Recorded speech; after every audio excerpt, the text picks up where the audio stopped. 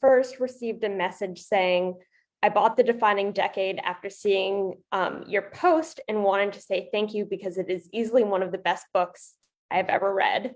Oh, cool. I got other responses saying it made me more open to the possibilities that my seemingly meaningless work could bring. It's one of my favorite books I've read. This book has changed my perspective of what to prioritize in my life. I've never read a book I related to so much. I read it in 3 days and want to read it again. And I'm so obsessed with that book. Oh, I love it. And this is just really exciting for me because I think, as I told you, I first read your book when I was probably around 23. I was in my first or second year of a clinical psych PhD program. I know the feeling. To be full circle, to be done with grad school now. And I reread the book just this week to remind myself, and it was such a pleasure to be able to read it again now, almost out of my 20s, and to see it, and it's really amazing. So thank you so much for being here. Yeah, well, thank you for having me. I love hearing messages from readers or face-to-face testimonials. I just got an email from somebody the other day who said, I saw your TED Talk 9 years ago, and because of that, I have a great job and a great partner and a great baby, and I'm following up 9 years later. I mean, that's pretty cool. So it's a great job. It's a great population, as you know, to work with. So yeah, thanks for having me to talk about it. So we have many people watching live, and I thought I would start by initiating some discussion, asking some questions, and then opening up to the audience, if that sounds good to you. Cool. Yeah. Awesome. So I guess one of my biggest questions, and this feels particularly relevant to me in my own clinical work, working with college students and people who have recently graduated from college, is this sense that people feel that with the height of the COVID pandemic, they lost 2 years of their 20s, and feeling like they missed 2 of the most important years of their life. And so what would you respond to people who feel like the pandemic stole 2 of these critical years from them, and years where they could have been applying to jobs and discovering jobs that they really cared about, or going on dates with people, all things that were really quite limited during the height of COVID? Yeah, first, acknowledging that that's difficult, it's sad, it's not what anybody planned. I mean, we all had plans for the last 2 years that did not happen. And, but, I got a lot of I got 2 sort of different kinds of emails over the pandemic. I got a lot of people that were like, oh my gosh, the pandemic is stealing my defining decade. And then I got emails that said, oh my gosh, if it weren't for the pandemic, I never would have been locked in my house and read your book and figured out I'm going to make a plan, I'm going to do this, I'm going to do that, and then the world opens, I'm going to, I'm going for it. So, it wasn't an ideal situation for anybody, but the wind isn't always at our backs. And I think, kind of working with what you've got is sort of what we have had to do, what we still have to do in this situation. And there will be other situations like this. I mean, there will be recessions, or, you'll buy your house at the top of the housing market and then it'll go down, or you'll have a baby and feel like, well, shoot, I was supposed to be having, this huge career boom, but like I'm, walking around town with a stroller, what happened? And so anyway, it's not always ideal circumstances, but the defining decade is 10 years long, and this has only been a couple years.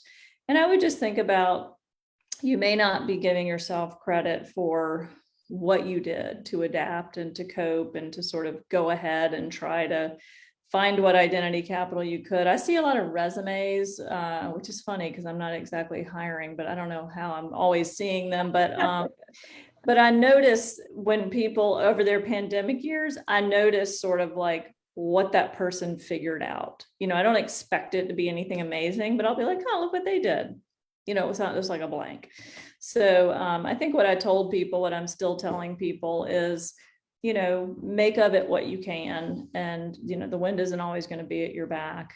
And this is going to pass. I mean, it's already passing, and, the world is opening up, and now companies need people more than ever. So you just never really know sometimes what these things we didn't plan will ultimately lead to. So I would say, don't catastrophize, don't jump to conclusions. You really don't know like how this is going to play out over the next 5 or 10 years of your life. And the book was written in 2013, is that correct? The first one. I mean, the first edition, yep. And so that was during the Great Recession. So in that first edition, I had a thing in there about the recession, because it was that was kind of when millennials were first graduating. It was like, what the heck? The recession stole my defining decade. And so I was already planning to revise it in 2020. I mean, this was already in the works for it, because, by the time it would come out in 2021, there would be, the kind of roughly 10-year anniversary edition. I wasn't expecting to be doing that during a pandemic. So it was interesting that it was, 10 years later, we had sort of another kind of young adult launching catastrophe, or what felt like a launching catastrophe. But, if you look at the data from millennials who graduated into the recession, around 2010, 2012, like they have recovered, what felt like losses. And I think the same is going to happen for 20 somethings in the pandemic. It's funny, I'm embarrassed to say, because I have my copy that I probably read in 2015, 2016, I didn't even know you have it anew. When you said I read it over the weekend, I thought, I wonder if she read the new one. No, I read the same one that I had ordered. Okay, so the new one, I don't have a copy upstairs, it's downstairs, but it has a gray cover. It's same cover, but instead of white with gray lettering, it's a gray cover with white lettering. And this was, to me, what ended up to be one of the blessings of the pandemic for me is I ended up being able to devote a lot more time to revising it than I might have been able to otherwise, because I wasn't traveling around and giving talks. But I really did a line by line revision of updating all the stats. So any stats about work or love or, weak ties or kids or whatever, it's all updated. And then I added some new chapters. So there's the social media chapter is very much updated. In the third section, there's another chapter about device use and the brain and happiness and all that. There's a new chapter in the love section that's called 29 Conversations, about 29 conversations that you should have with yourself if you're dating, or with your partner if you're thinking about having one. And then in the back, this would interest you and your readers, there's a whole reader's guide for book clubs. Because over the year, everybody's emailed and said, do you have a reader's guide for book clubs? And I didn't, and now I do, and it's in the back.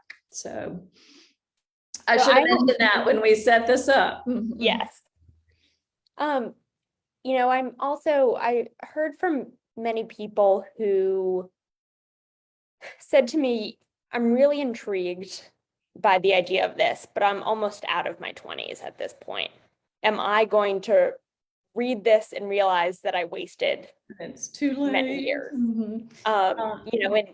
And for me, it feels like, even though scientifically the 20s are the defining decade, that so many of these lessons can be brought into one's 30s, can be brought into any age, really. Yeah. So, really, it's a primer on adult development. I got my degree in clinical psych, gender studies, but it was all with like an adult development bent.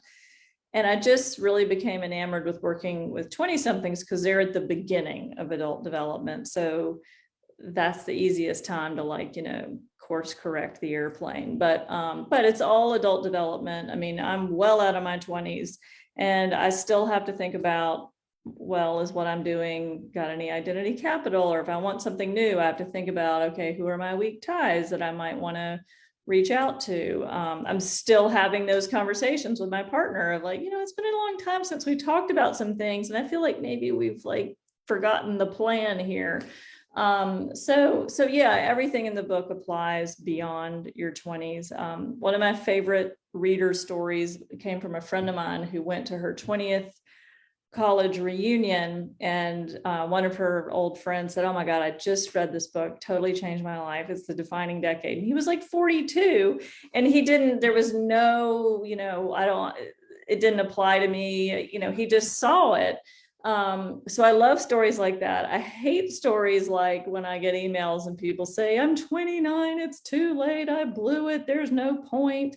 That's not the spirit or intention of the book. It's really, I mean, if I wrote a book that said you should read this at some time between the time when you're like 20 and 65, nobody would read it because it would be unclear. So, I leaned in hard toward my favorite and key audience, but it all still applies.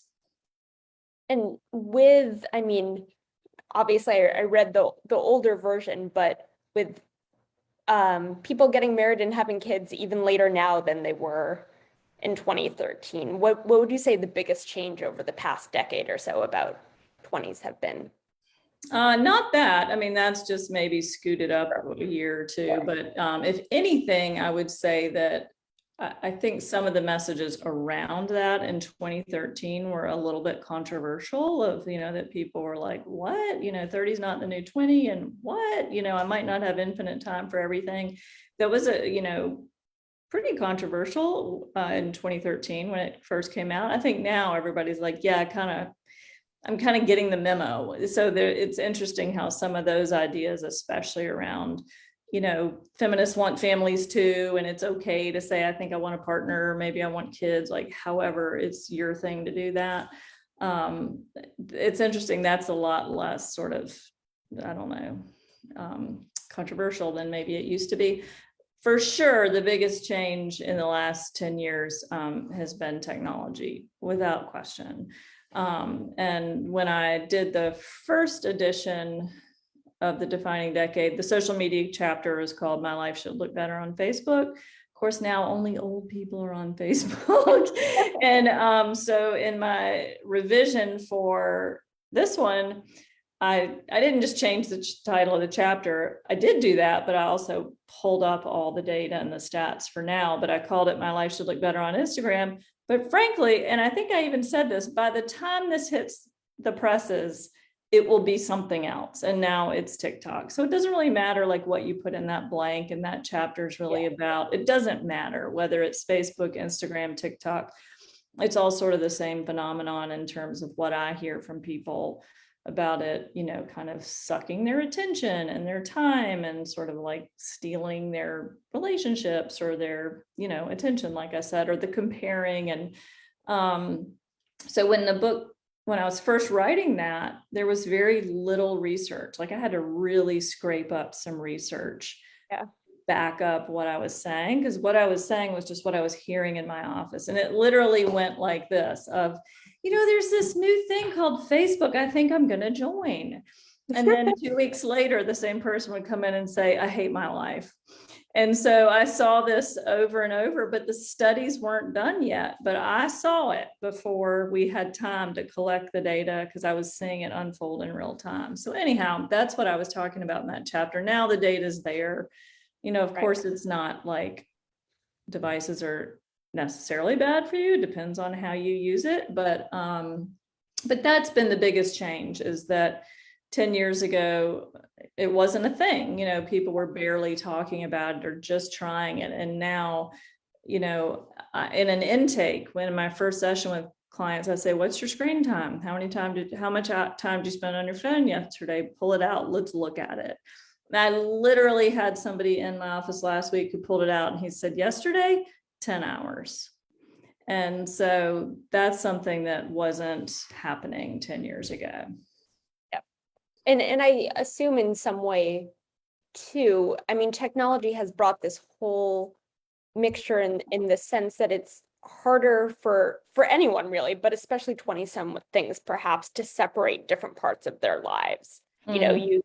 You get work emails on your phone that pop up during the weekend, and it's so easy to send a text to someone or for someone to send an Instagram post when you're at work. And it has, in some ways, kind of merged people's lives together, but perhaps in ways that prevent them from really getting a defined sense of who they are and in their relationships, in their work, or, in their mind. Yeah, I mean, I do think that's, I mean, you know, you have that in different ways in different age groups. If it is distracting, you know, I'll be at work and I get like a text from like my kids and it's like, I'm not thinking about you right now. I'm thinking about other people. So it does make it difficult to sort of compartmentalize in ways that I personally find useful. Like I think it's useful to go to work and just forget about everything else and go home and forget about my job. But I do think that it's, you know, social media technology, like we have to own it I mean, it's up to me whether I look at a text or I allow a text in while I'm working. That's a choice that I'm making. And so, Yeah. you know, a lot of what I do with clients is just to ask them, what would you like for your social media life or your Yeah. technology life? And then how can we help you decide, you know, do I want to spend 10 hours on my phone? Do I feel good about that? If you do, then, you know, you do you. But if you look at that and go, oh my God, that's so embarrassing, then we make some choices and then we figure out, you know, how to stick to those because the technology doesn't make it easy to do. Yeah. I can tell you that my least favorite part of every week is Sunday morning at 9 a.m. when I get a notification on my iPhone saying how many hours I averaged Oh per week. yeah, because you're like, I wanted it to be less than that. Yep. I always have a competition with myself for it to be lower than it was the previous week. Right. Well, that's a good competition. So I mean, it's just become part of, I mean, I ask clients in a first session, tell me about your device use. I ask my clients, so do you watch porn? That wasn't as much of a thing, you know, 10 years ago, because it was more difficult to access. Now it is much more of a thing. And it has an impact on people's sex lives and some stuff that we need to talk about. So for sure, I mean, 20 somethings have always been human. They're still human. The more things change, the more they stay the same in certain ways. I mean, they're always going to probably want some form of love and some form of work, and development's going to happen. Like we're never going to get out of all that. But for sure, the biggest change has been the technology piece. And I have a question that someone sent in, and anyone who wants to definitely feel free to send in any questions. So this question says, what are your thoughts on the societal pressure to get your life together by the time you're 30? Marriage, kids, house, etc. Do you think this has changed any recently? I don't know that there, I'm not sure there is a, I think, I would say people probably mostly understand that's a tall order to do all that by 30. I mean, I would say most 20 somethings probably rightly perceive that much of that is out of reach, or to get it all done by 30, I think is actually quite difficult these days, in terms of, you know, especially a house or finding a partner, having kids, like doing all those things. So the defining decade in no way is suggesting like you got to get all that done by your 30s or you're behind the eight ball.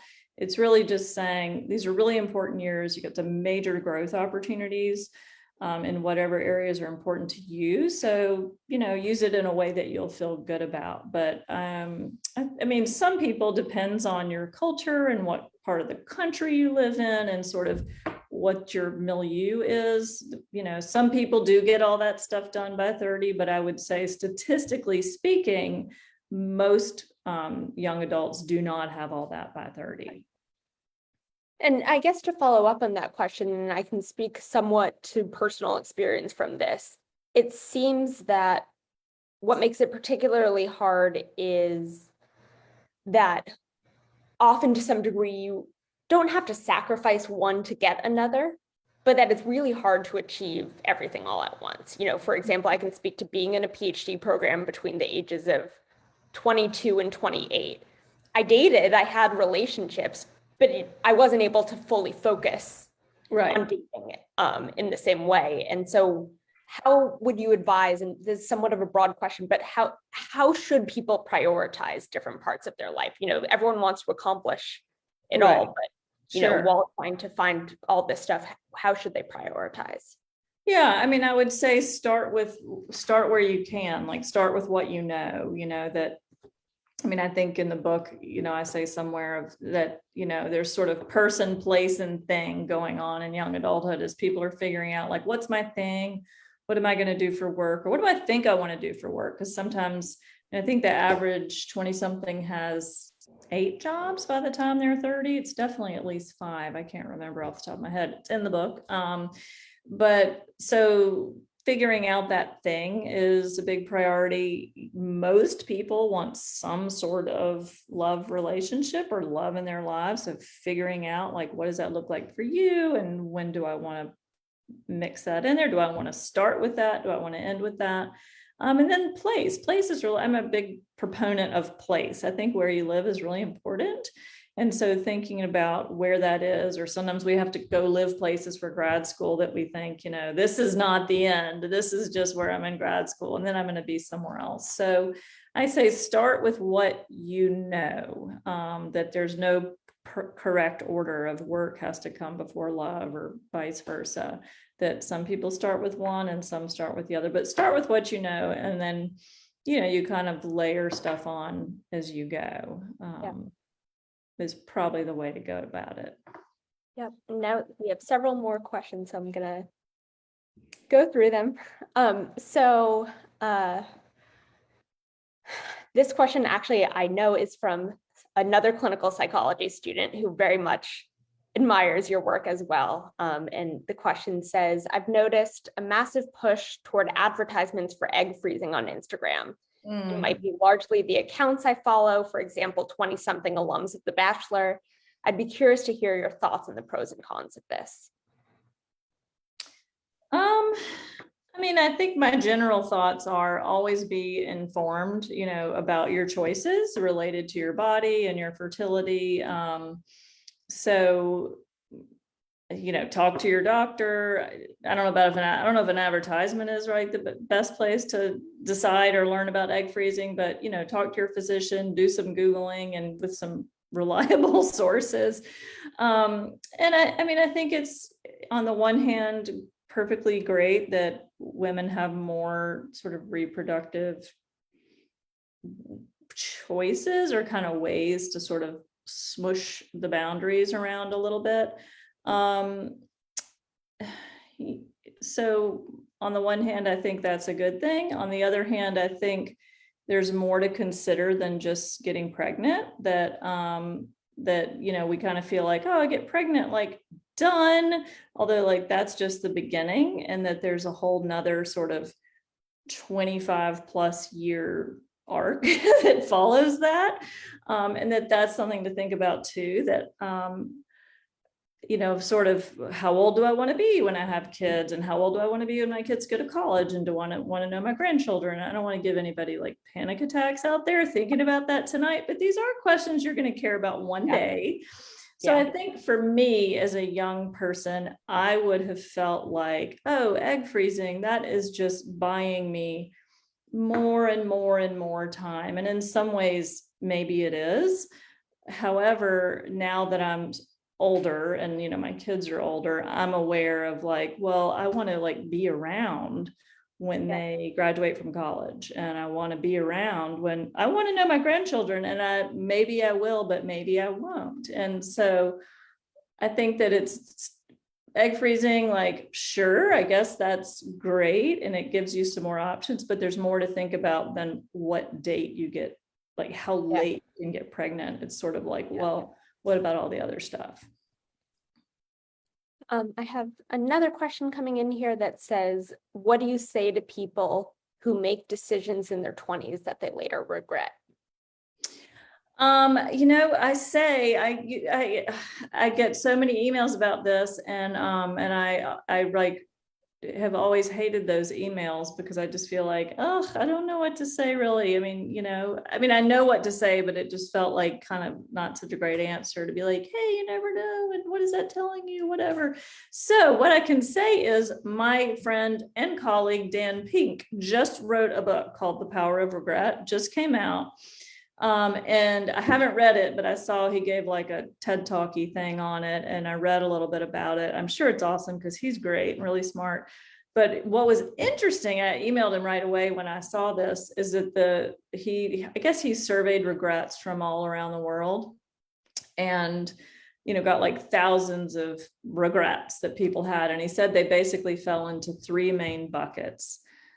One of the buckets was like all the stuff you didn't do, I think. I can't remember. I don't remember what the second bucket is. The third bucket I definitely remembered, because it was basically the defining decade bucket, that it's I'm sorry, the regrets over the foundation that people did not lay for their lives, that like they're bummed that they didn't think about going for that career or family or whatever. So I think the book, The Power of Regret, the idea behind it is you take the regrets that you have and you use that information to realize, what's important to you, and to feel sort of galvanized of, it's never too late to try to have some version of that thing I now realize is important. So I guess I would say if somebody's really hanging themselves up on regrets, I recommend his book.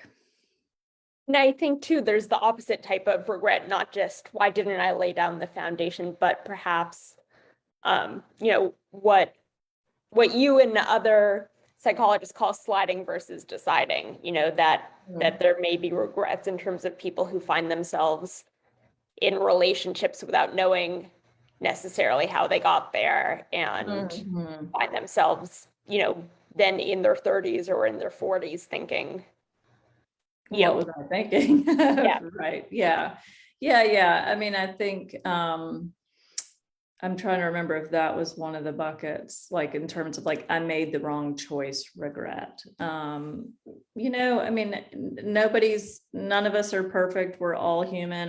there are things that ways I've chosen to go this way instead of that way that I can see in hindsight, like, probably would have been better if I went the other way. But, we can't really expect all of our choices to always feel right. And, nor can we know what would have happened if it went the other way. I know some of my clients have really liked that book, The Midnight Library. Have you read that, Sarah? No. That's a good book.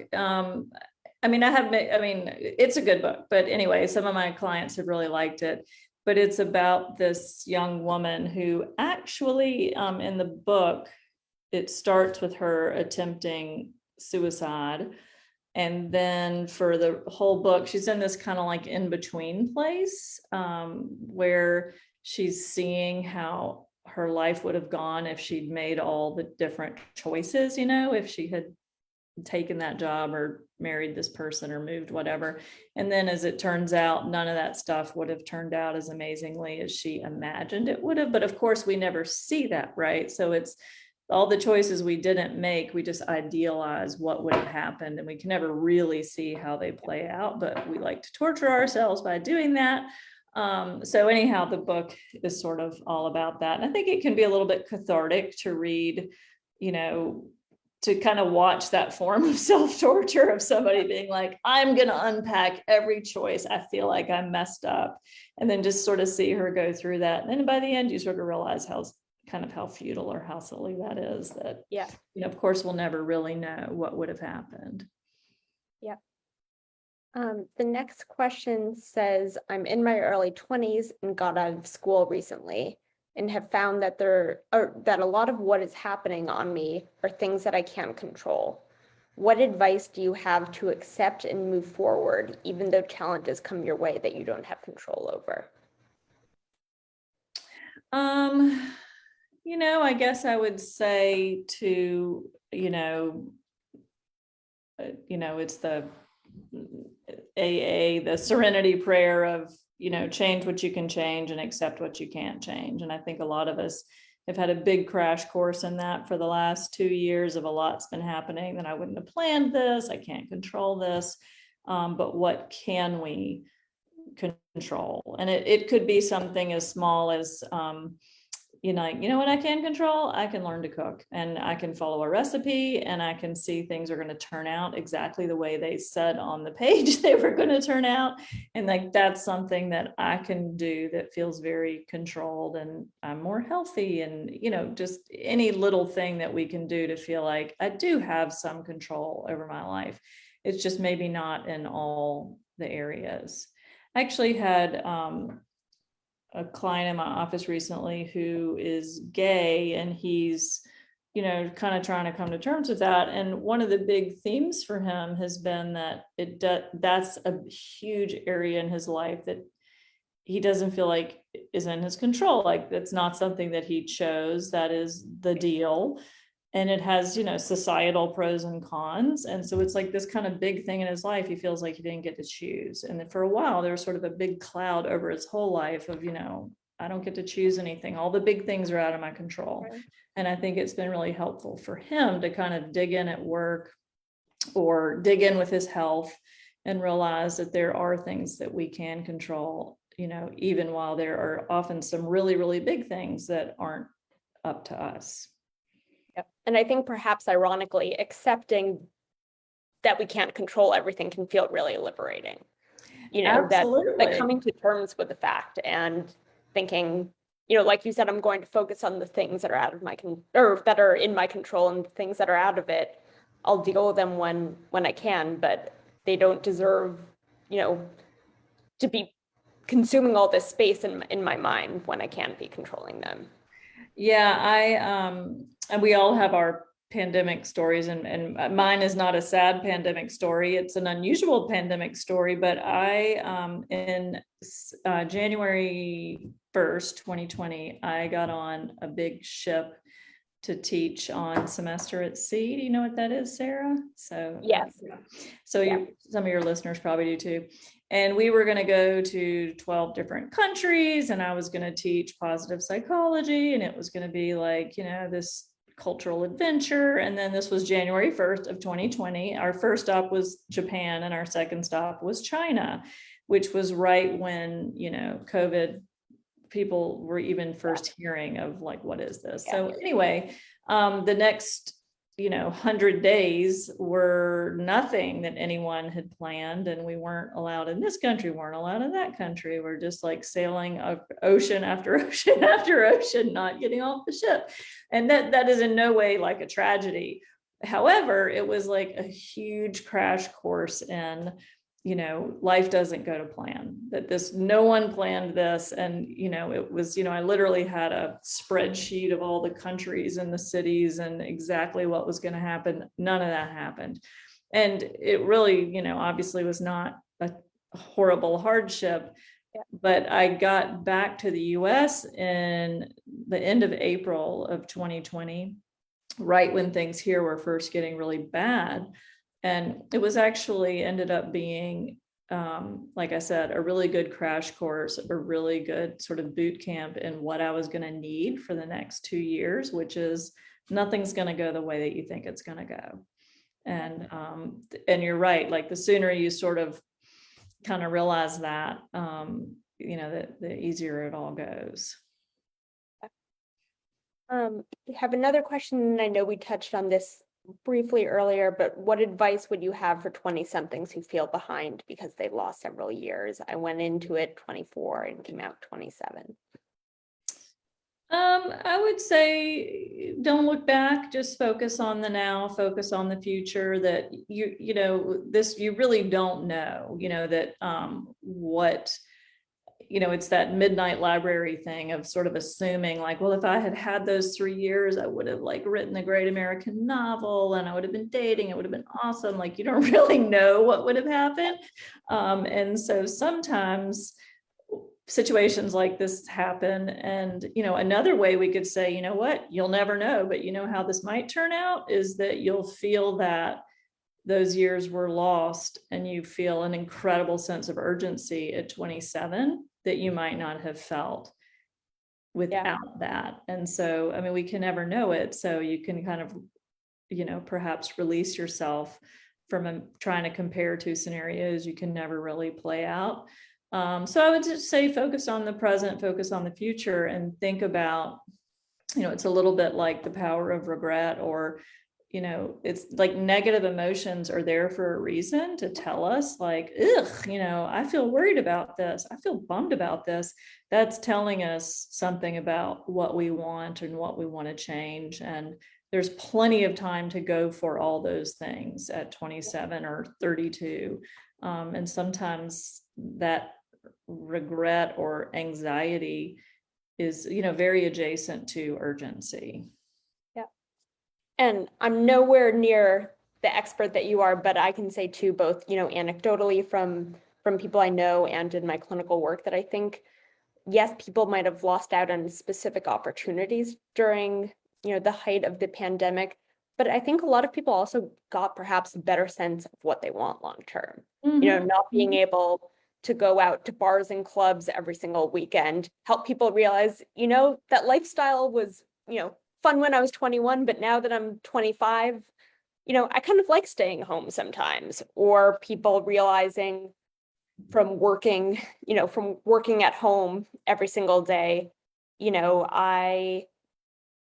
I know sometimes I complain about my work, but I actually really miss the interaction with my team and appreciate them more than I realized. And I think that it's so easy to focus on the opportunities and events that didn't occur. But I think it's also important for people to be introspective about what they've learned about themselves that will help the events that occur in the future. Right. Yeah. Well, that was, on the whole semester at sea thing. Half the reason I Right. wanted to do it was I took my teenagers and I was like, they're going to see the world and they're going to learn about culture and blah, blah, blah. They didn't learn any of that stuff. I mean, they might learn some of it, but they did learn that life doesn't always go your way and that, it helps if you come together and you try to make the best of it. I mean, we had like 100-day crash course in this, and we've all now had a 2-year crash course in this. So I do think this has been a real window into a lot of things that, we never would have seen otherwise, including, like you said, sort of imagining how great it would be if we could work from home every single day for 2 years on Zoom. And then you do it and you think, well, maybe me being the smartest and only person in the room isn't really where it's at. Does anyone have any other questions? Give it a second to see.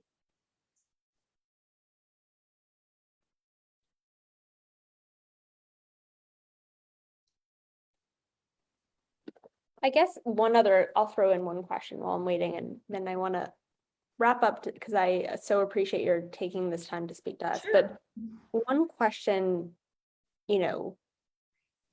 I have is regarding dating apps and dating and relationships, which is something that if you're working with a 20-something who isn't in a serious relationship is bound to come up. And, in the past there were, Match.com and stuff like that, but now it seems like with dating apps, it's readily accessible to anyone at any time. And I sometimes find myself wondering if it gives people a false illusion that they can afford to be invested in a relationship that they know isn't going anywhere, or can afford to engage in a lot of less serious relationships because they know that they could always go back onto their phone and swipe and find someone. And I'm curious to hear your thoughts on how or how not you feel like this whole new dating scene for any age really, but particularly for young people, makes it so, gives people a false sense of what finding a serious relationship or a healthy relationship really is. Yeah, I mean, I think my attitude about dating apps is the same as social media. It's the same about living together, that it's not whether you're doing it, it's how you're doing it. That there's no blanket rule of like living together is bad or social media is bad, dating apps are bad.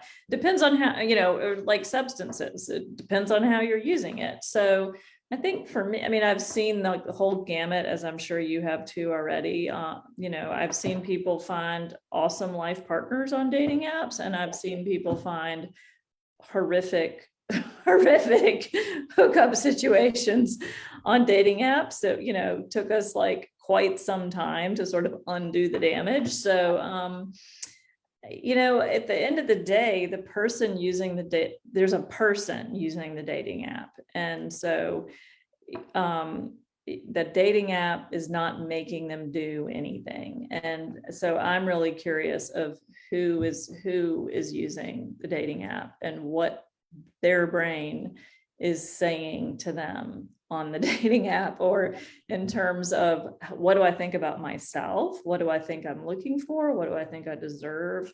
How do I present myself publicly? And so, I mean, if someone is in a never-ending string of casual relationships and they're happy with it, I'm happy with it.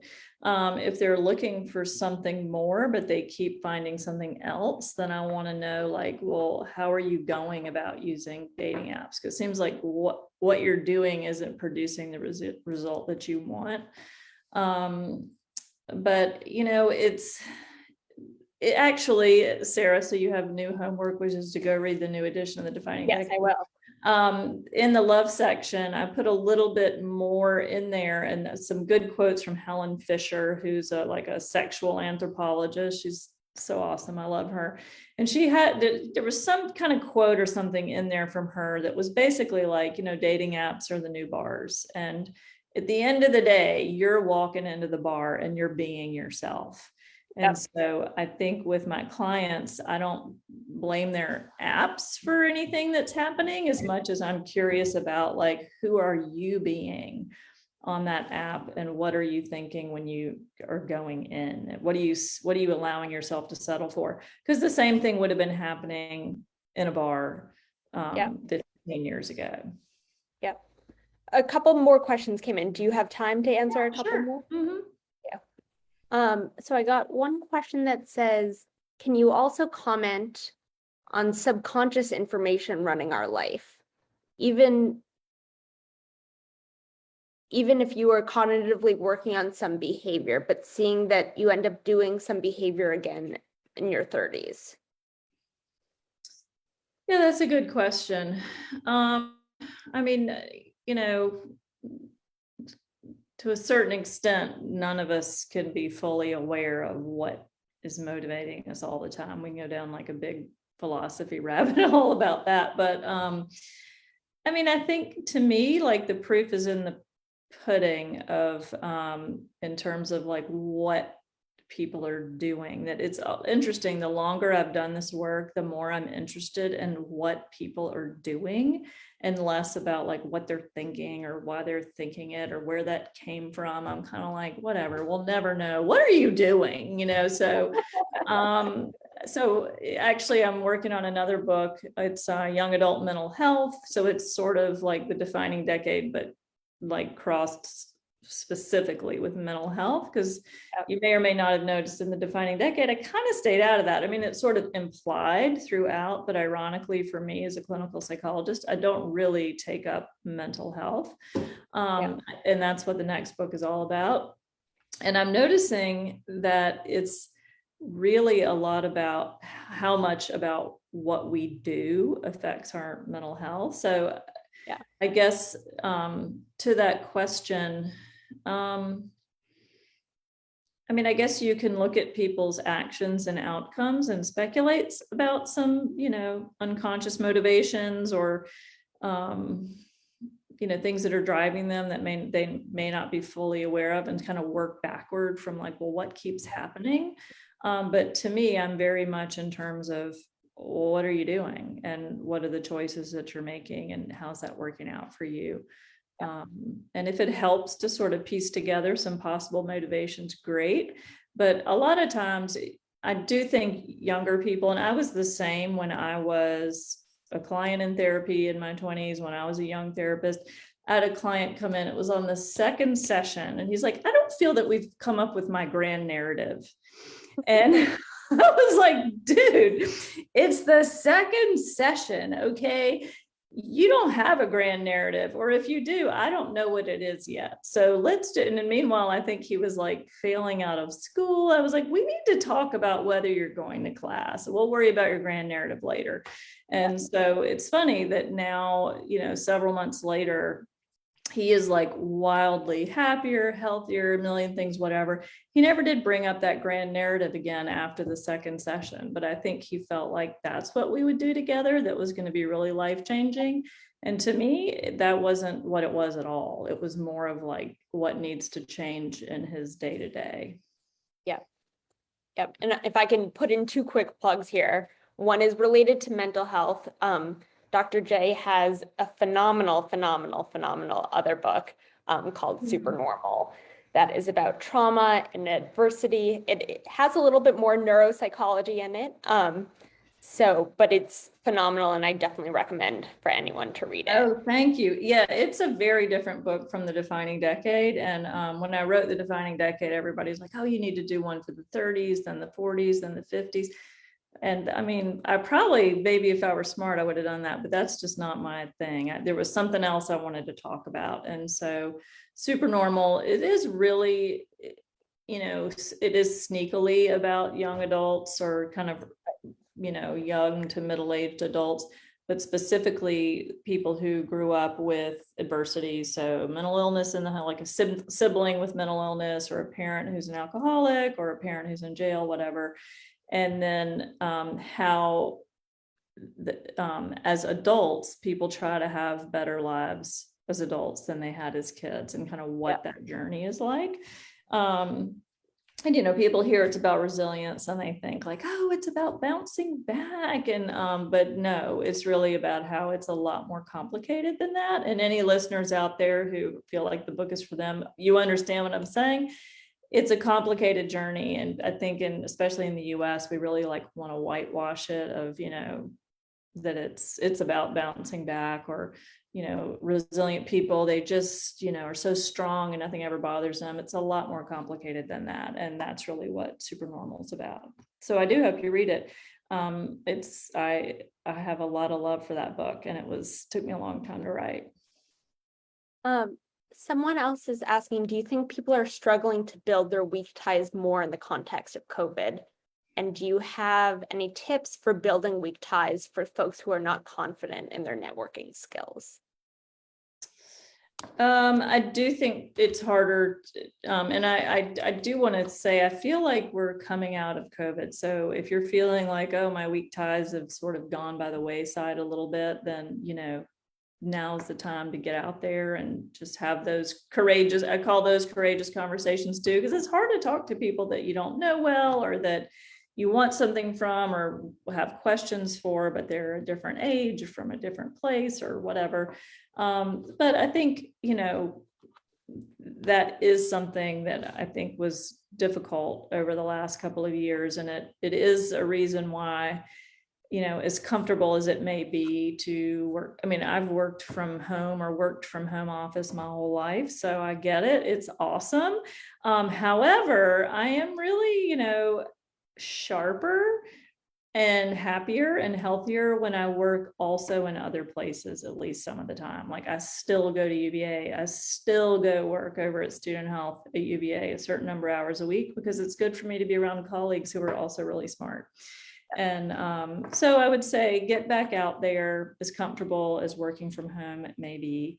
There's no reason it has to be an either or an or, find clubs or activities or hobbies or whatever, just to get you back out in the world and to start having those conversations. That I find that even with the books that I'm working on, my tendency as an author is to kind of like go in a rabbit hole and write a book, but I can write all day and love it.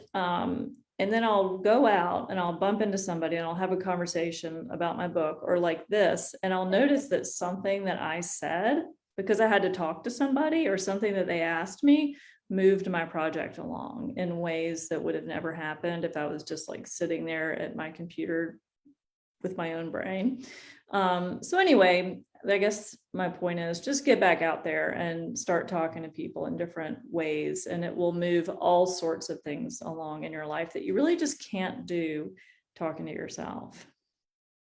And maybe one more. It's a question about dating for people in places like New York City, where there's a limited dating pool. And by that, she means there's more eligible women than men. So there's the paradox of choice for men because they can play the field.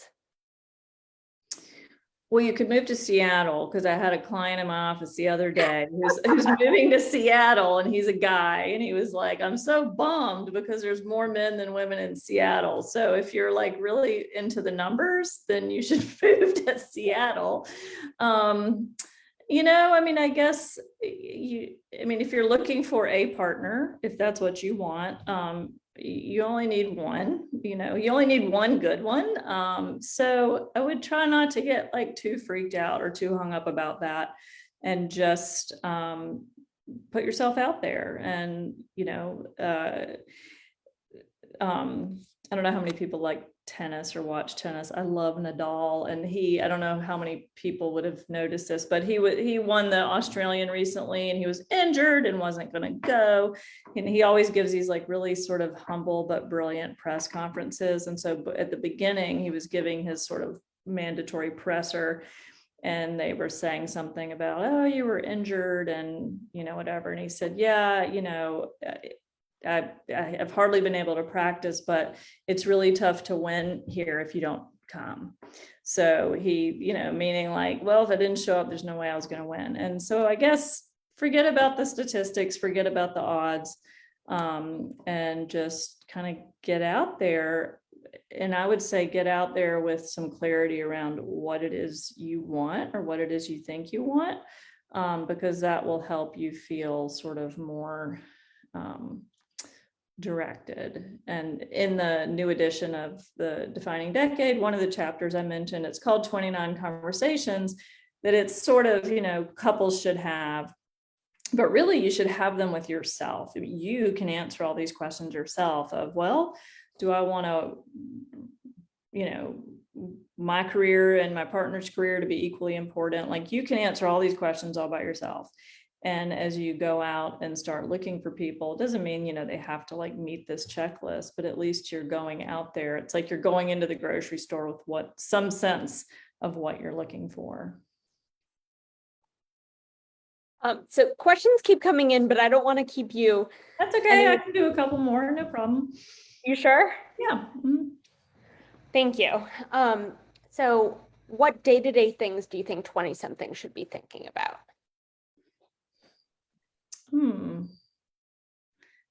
That would really depend on the person, but let me think about that for a minute. If I have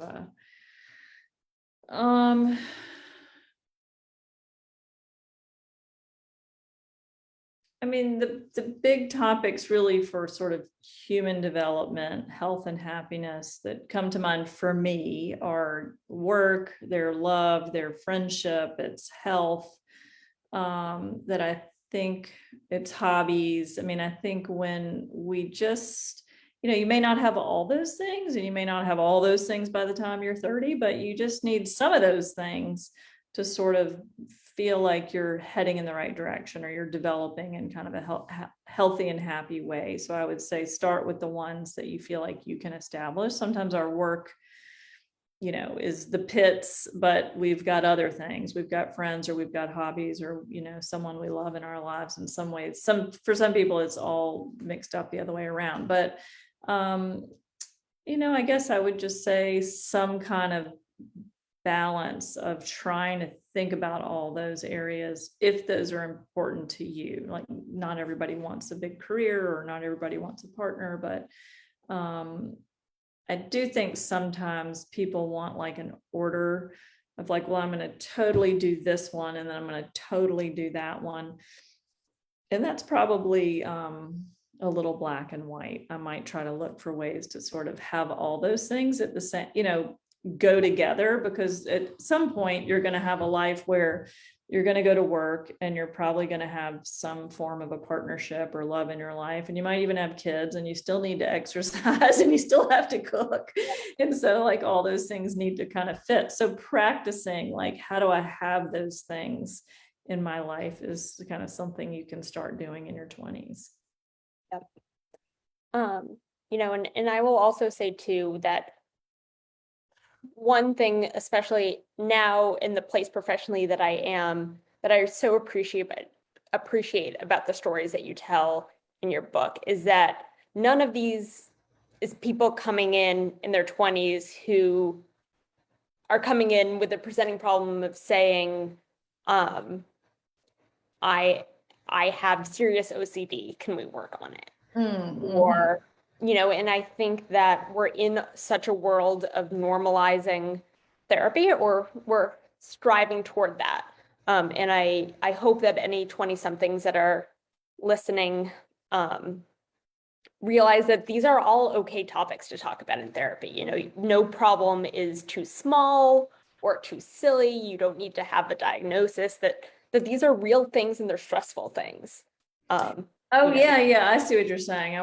Now, yes, I got you. Absolutely. That, I think that is something that,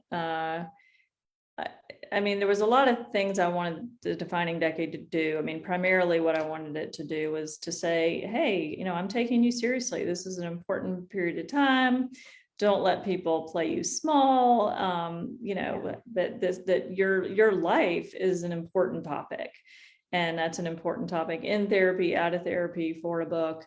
And I do think that I do hear, I mean, now that you put it that way, I do hear that a lot from in emails of like, I never really thought about like talking to people about my life and like what I wanted and how to put it together. Never really like thought of that as a real topic. And so I do think that's a pleasant change. And I see that. I mean, I'm a clinical psychologist, so I do get people coming in and saying, I have severe OCD and I need to work on it. In your 20s is a great time to do that, by the way.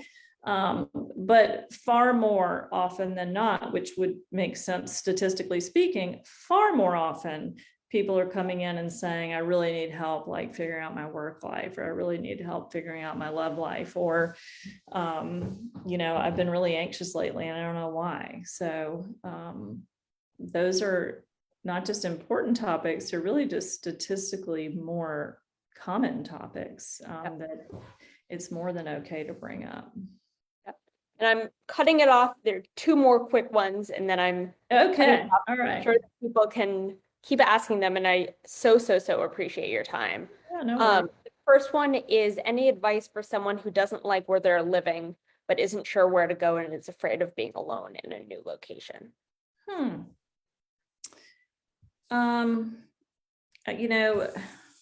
I'm a very curious therapist. So if you were my client, I would be asking like millions of questions about what do you not like and what have you ever liked, and, to try to understand. So, I mean, I guess maybe that's my advice, is to try to understand more about what is it you don't like, what you have liked in the past. I think living somewhere you like is important. And now sometimes we have to live somewhere we don't like because our perfect job or our perfect partner is there, and like, that's life, and sometimes things change and then you move somewhere else and bring that person along. But if you're aware that you're not happy where you are, I would be very curious about why that is, what's not working for you, what you might have done before. And also I would think about times when maybe you did go somewhere new. I mean, you probably have been somewhere new before now, like whether that was college or this new town or whatever, and that, and to try to remember how you did that before, and to imagine, like, could you do that again? I would also think about, what do you know about what you do like and what you might want, and in terms of whether there's like a purpose or a person or a weak tie or whatever, just anything to sort of get you started there. It's just like the one piece of kindling that would let you begin in a new place. Yeah. And then to end on, just any tips for people who are in their 20s but feel younger than their age suggests they should be, whatever that means. I think everybody feels younger than what their age. So do you, Sarah? Because I do. I frequently say to my friends, when I grow up, right. And then have to be reminded. Right. I frequently see people my age, or, in the news, and I'm like, what? My age? No. Yeah, I think so. I guess I'm saying I get you.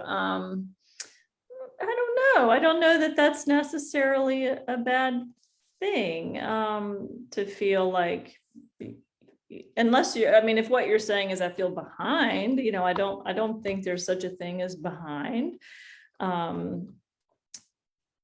I would just think about, you know, what is it that you want in your life right now? Do you have those things? If you feel like, forget about behind or ahead compared to other people, but if it's like, well, I would like to have a few things I don't have by now, to really be thinking about like, well, how do people do that? You know, how have my friends done that? What can I learn from them about sort of kind of, you know, how they've made these things happen for themselves. If you feel like you want some more quote unquote grown up things, but if you just feel like you're still 16, that's okay. I still feel like I'm like 32. So I think that's kind of normal.